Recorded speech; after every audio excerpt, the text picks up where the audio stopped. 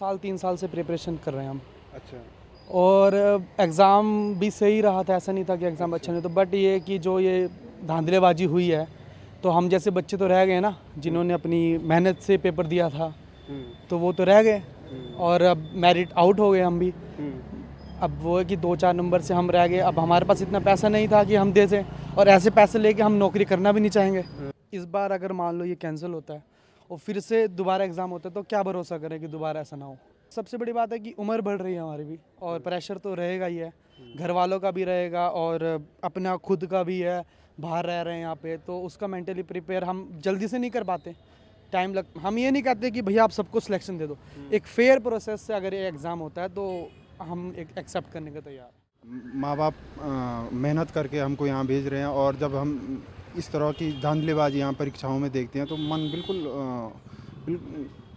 बिल्कुल ख़त्म टाइप का हो जाता है कि अब क्या कर सकते हैं आगे। हम इतनी मेहनत करते हैं, फिर जो बड़े बड़े जिनको बोला जा रहा है आजकल काली भेड़े, तो वो इस प्रकार का पैसा लेके हम युवाओं के भविष्य के साथ खिलवाड़ कर रहे हैं।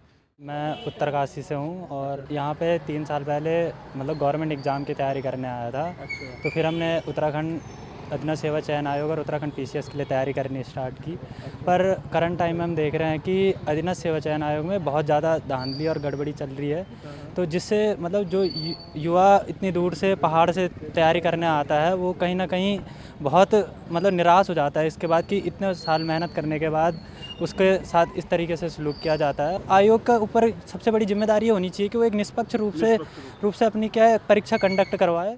जिसके पास तो पैसा है वो तो मतलब ये है कि उसके लिए तो ये एक हिसाब से इन्वेस्टमेंट है कि चलो ठीक है, उसने यहाँ नहीं हुआ तो अगली भर्ती में देगा, अगली में नहीं देगा तो वो मतलब इतनी वेल डिजर्व फैमिली से होंगे कि अगर वो 15 लाख या 20 लाख रुपए दे रहे हैं तो उनके घर वालों ने नौकरी की भी इतनी रिक्वायरमेंट, जी भैया जी, उनको नौकरी की भी इतनी रिक्वायरमेंट नहीं होगी। पर लेकिन इसमें पिस्ता गरीब आदमी है, इसमें है दोषी, उसके खिलाफ सख्त कार्रवाई होनी चाहिए। क्योंकि ये एक नहीं 2 बार, मतलब ये हो रहा है कि हर बार 2-3 बार ऐसी भर्तियां आ गई जिनमें कुछ धांधली हुई है। तो इस बार सरकार से मैं निवेदन करना चाहता हूँ कि इसमें सख्त कार्रवाई होनी चाहिए, ताकि ऐसी भविष्य में कभी भी किसी छात्रों के भविष्य के साथ ऐसा खिलवाड़ ना हो और उनके साथ कभी भी ऐसी चीज़ें ना आए। ये हमारे उत्तराखंड में एक तो बेरोज़गारी की वजह से इतना युवा इतने सालों से परेशान रहे, और इतने टाइम बाद भर्तियां खुली भी हैं, इतने युवाओं ने हमारे पेपर वगैरह दिए गए और उसके बाद ये चीज़ प्रकरण आ गया इस तरीके का।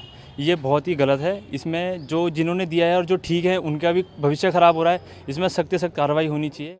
ऑल इंडिया में देखा जाए तो देहरादून का नाम बहुत बढ़िया था, और वैसे अभी भी ऐसा नहीं है कि कहीं ख़राब हुआ, बढ़िया ही है।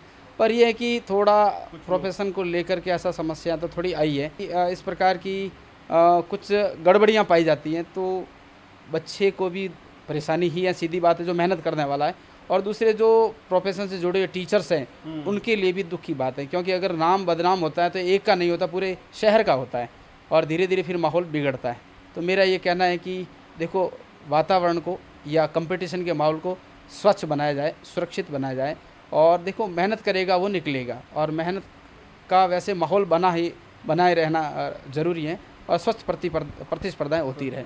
जो मेहनत करने वाला बच्चा है वो फिर विचार करेगा कि फिर मेरा तो इस तरह से सिलेक्शन नहीं होगा, तो फिर वो भी विचार करेगा कि फिर मैं नौकरियों में क्या कहीं दूसरे काम में जाऊँ, तो उसके लिए भी ये माहौल तो ख़राब ही होगा, और उनके लिए भी ये ख़राब होगा जो रियल में मेहनत करवा करके बच्चों का सिलेक्शन की ओर बढ़वाते हैं। जैसे वैकेंसियाँ बहुत लेट आती हैं, तो स्टूडेंट भी परेशान रहते हैं और टीचर्स लोग भी परेशान रहते हैं कि किस तरह से अपना जीवन को चलाना है। स्टूडेंट ये चाहता है कि समय पर उसे नौकरी लगे, और टीचर भी ये विचार करते हैं कि फिर कहाँ से अपनी ज़िंदगी गुजारें। तो इस तरह से कुछ हो सकता है कि परेशानी से या दबाव में आकर के इस तरह से कुछ चीज़ें भी कर लेते हैं, हो सकता है या